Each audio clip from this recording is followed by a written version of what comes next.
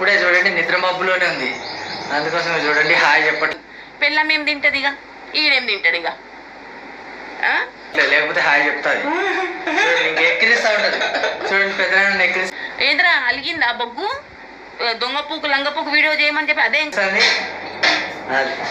నిద్ర మబ్బులో ఉంది మమ్మీగా చేస్తున్నట్టుంది రోజు నీకు. అందుకే నువ్వు అట్లా దొంగ లంగ పూకు వీడియో చేయలేదు కాబట్టి అది ముఖమంతా అంటే గ్యాస్ పొయ్యి మీద ఏదైనా పొంగినప్పుడు తడి క్లాత్ వేసి వెంటనే తుడిచి పెట్టుకుంది, లాగా పెట్టుకుంది. అది ఎట్లా పెట్టుకుంది?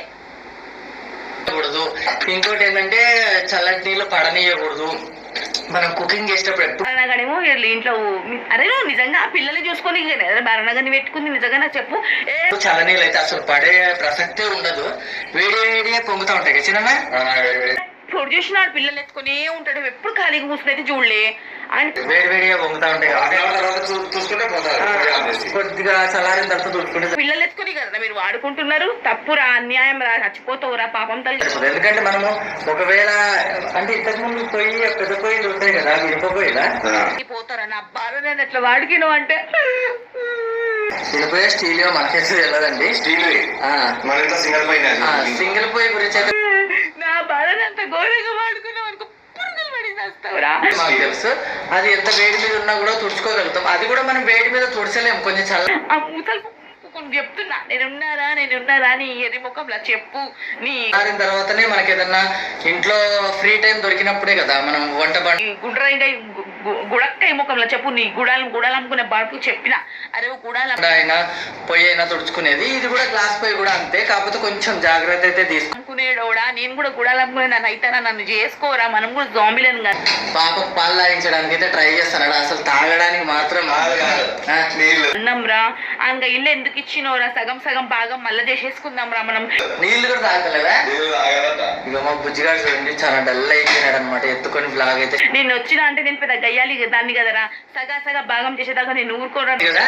అమ్మ అయితే డబ్బా కూడా ఎక్కుతుందండి ఈ మధ్య, అదొక భయం పట్టుకుంది, ఇంకా కొంచెం హైట్ డబ్బా. నన్ను చేసుకోరా, నువ్వు మొహమాటం కొద్దిగా నీ ఇల్లు నువ్వు ఇచ్చేసినట్టు ఉన్నావురా అని కూడా ఆ గుడాలు అమ్ముకున్నట్టు అని చెప్పిన.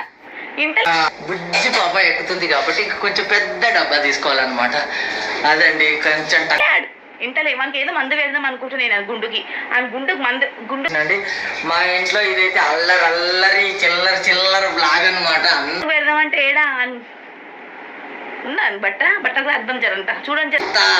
గోలగా ఉంది కదా, ఇంట్లో చిన్నపిల్లలు ఉంటే మాత్రం చూడండి అక్కడే సర్దుకోవడానికి గమనించి వానికి బట్ట ఉందా లేదా కామెంట్ చెప్పండి, వానికి బట్ట ఉందా. అసలు టైమే ఉండదు, ఎందుకనంటే ఒకరు ఏడుస్తారు, ఒకరు ఆడుకుంటా ఉంటారు. లేదా చెప్పండి, ఆ బట్ట మీద రాత్తేనే లోపలికి పోతుందంట మందు, అప్పుడే ఆడుకునే వాళ్ళను వదిలేసి ఏడ్చే వాళ్ళని ఎత్తుకుందాం అనుకునే లోపు మళ్ళీ ఆడుకునే వాళ్ళు మొదలు పెడతారనమాట. అల్లే జాంబీస్ ఇల్లు గుడాలు అమ్ముకుందాం వాళ్ళకు కూడా అనిపిస్తూ ఉంటది కదా నన్ను కూడా ఎత్తుకోవాలని. అదండి ఇద్దరు పిల్లలతో మాత్రం హైరానంటాడు, వింటేనే ఎంత సిగ్గేసేస్తుందో. ఇబ్బంది అని మాత్రం నేను ఏమనుకోవట్లేదు, కొంచెం కోపం వస్తూ ఉంటది, కొంచెం చిరాకు వస్తూ ఉంటది. ఏంటో ఫ్రెండ్స్ ఆడంటే పిచ్చి. అయ్యో సారీ, అది అన్ని ఉంటేనే కదా ఫ్యామిలీ. అదే అండి ఇది మా బ్లాగ్ అండి, మా బ్లాగ్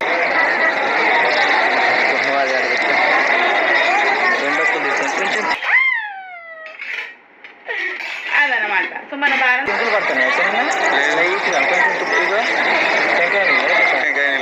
గారికి ఏమో పిల్లల్ని పోషించుకోనికే, పిల్లల్ని గుద్దగడిగించుకోనికే, పిల్లల ప్యాంపర్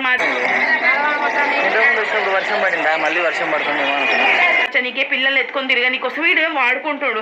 ఆయనకు పెళ్లి లేదు, పెటాకు లేదు, అని సుఖం లేదు, సంతోషం లేదు, ఒక జాంబిగనుడు లేదు, ఏది లేదు ఆడికి. పైనిల్లు పెళ్లికి ముందు ఒకసారి పైనీళ్ళు అన్న, అరే ఇప్పుడు పెద్దగానే కట్టిండు కదా పైనీళ్ళు, నన్ను చేసుకున్నాం అనుకో. టెంకాయ కొట్టి నీళ్ళు కూడా వేస్ట్ చేయకుండా తాగుతున్నారు.